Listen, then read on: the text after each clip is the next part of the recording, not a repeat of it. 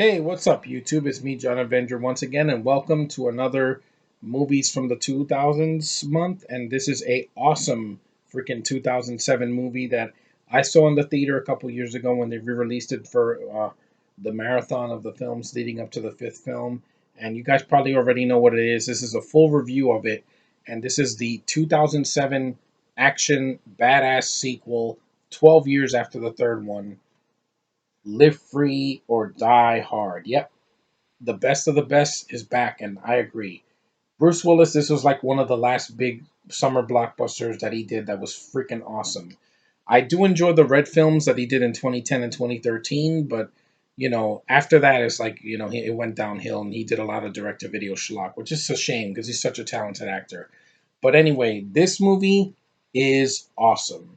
Critics bitched about this movie saying it's not as good as the first three. It's not R rated. I know, I get it. The studio interfered, so it was never going to be as gory or as visceral as the first three films. But McTiernan didn't direct this, but Len Wiseman, this is his best film. Hands down. I didn't bother with the freaking Total Recall remake.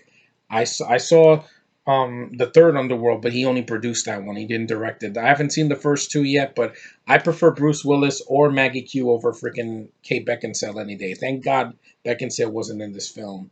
The cast is very stellar. Like I said, you got Bruce Willis back as John McClane. You got Justin Long, who plays his sidekick, Matthew, who is a hacker that he does a good job in it. Uh, some people say he's not a good actor. I disagree. I think he's awesome here.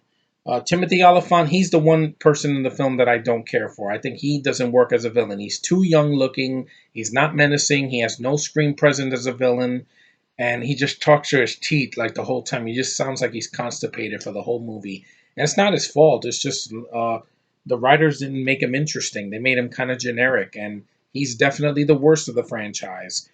Even the villains in part five, I think they suck, but they at least were kind of comical.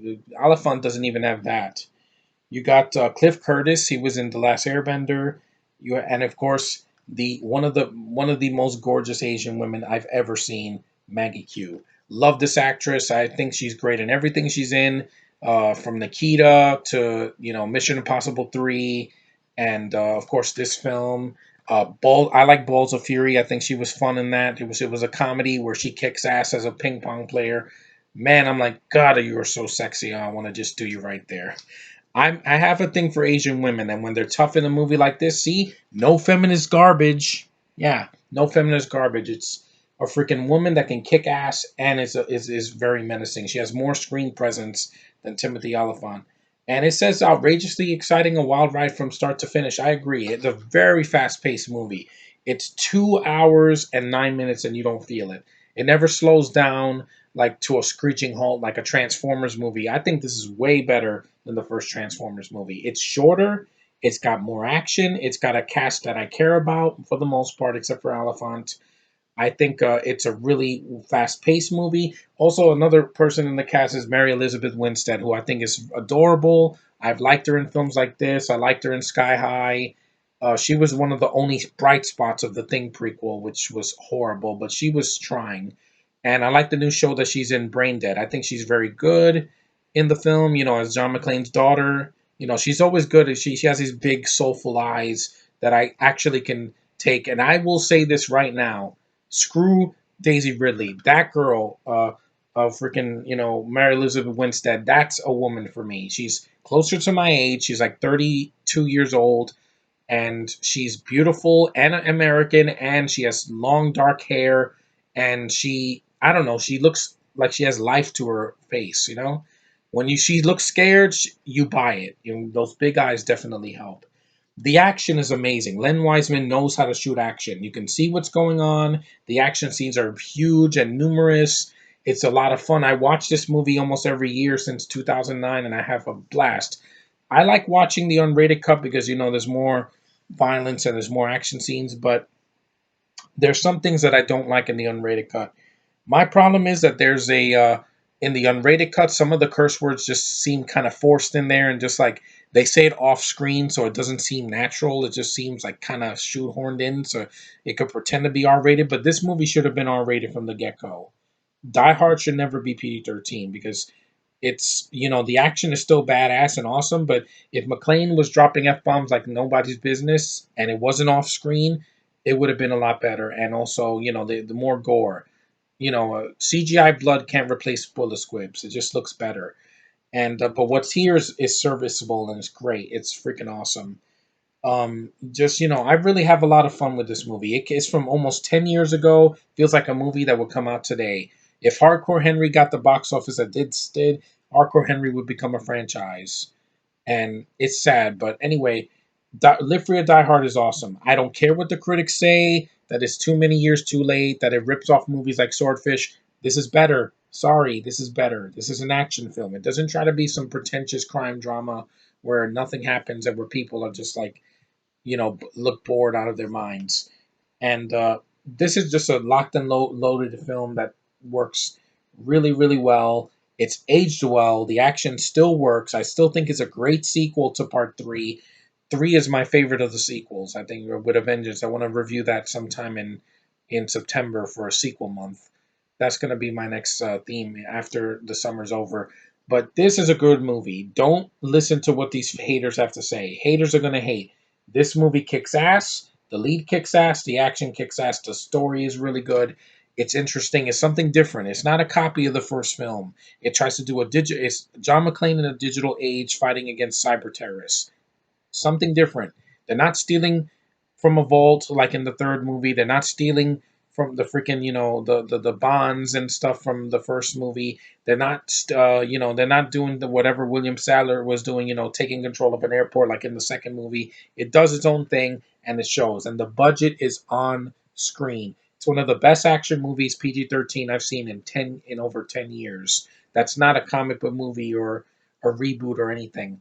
And I will say this: this is a fourth movie this was worth the wait. Force Awakens I had too many problems with. This I didn't. Just one crappy villain. That's all. But it's still serviceable. The other villains in the movie, the henchmen, the way they get pwned is awesome. It has blood. It's not a G-rated film. It doesn't pull punches. It's awesome. The Yippee Ki motherfucker should have been at the very end. You didn't need to cut that out. In the unrated cut they say it, but I feel it's kind of forced. I'm like, just say it. I mean, even A Good Day to Die Hard they put it. Don't try to be politically correct and please everybody. Guess what? In this world we live in nowadays, you can't please everybody. Trust me. There's some people on YouTube that can't even cuss on screen because they're like, oh, I can't do it.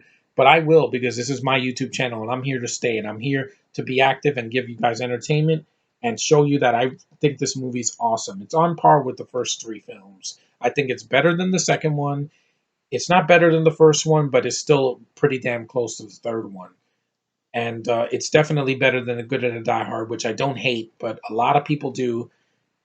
But I think this one is a great movie. It's a great freaking sequel. After years of waiting, it was worth it. And I got to see this in the theater not in 2007, but 2013. They re-released it, saw it, and as soon as I saw Maggie Q, on a computer, they say twice in the movie, "Man, that's a sexy voice." I'm like, yeah, it's a gorgeous Asian woman from Honolulu, from Hawaii, born to a Vietnamese mother and a white father, and I'm like, that is an awesome mix. I'm like Maggie Q. Wow, just I want to see her in more films. If they ever cast her in a superhero film, it'd be awesome. I love that because I think she has screen presence. I think she's badass, a gorgeous woman. She can fight, and it's great to see her in a film like this. And this movie's awesome.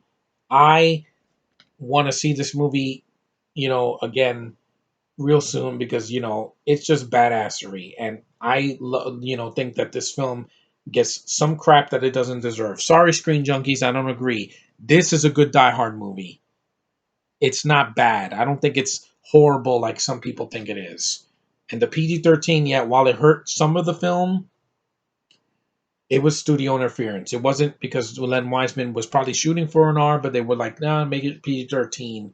But it still made money, and I'm glad it did. And there were critics that did like it, and I'm one of those people. I think this movie's awesome. Bring on more of this and less of like Fast and the Furious, because Paul Walker's death should have ended that. But this one more Die Hard movie, I think is in store. But hopefully it's good, and I don't want a prequel thing like they're doing with the Han Solo movie. Anyway, Live Free or Die Hard is badass. 2007 movie that's awesome. That should have been more critically acclaimed, and we should have gotten more Die Hard movies like right away. I would have loved that. But anyway, that movie is great. Don't listen to the critics. They think if they think Fembusters is a good movie, no, this is a good movie, and it's a sequel many years later, and it works and it still holds up. Anyway, that's my review of Live Free or Die Hard. I give it 2 thumbs up. It's freaking awesome. It's got a shitty villain, but hey, so did Captain America: The Winter Soldier. Not really, no, not Winter Soldier. I meant Civil War. But it still holds up. It still has a lot of entertainment value. That's what I want in my movies, Hollywood. Not your feminist bullshit. Not your freaking pretentious, preachy, propaganda. I want entertainment, and this entertains me all the way through, from beginning to end. Badass lead, good action, good story, and a great pacing. It doesn't have to be 3 hours. You're not doing a freaking novel. You're not writing a novel. You're doing a movie. And give me the goods, and this movie has the goods. So that's my review of it. I hope you guys take it into consideration and watch this film. If you've seen the first 3 films, go watch this. You're not going to waste your time. You're going to have a good time. Just shut your brain off. Don't think too much about it, and just go in knowing that it's a fun action movie. It's not realistic because that's already old. It's fun and it works. So that's my review of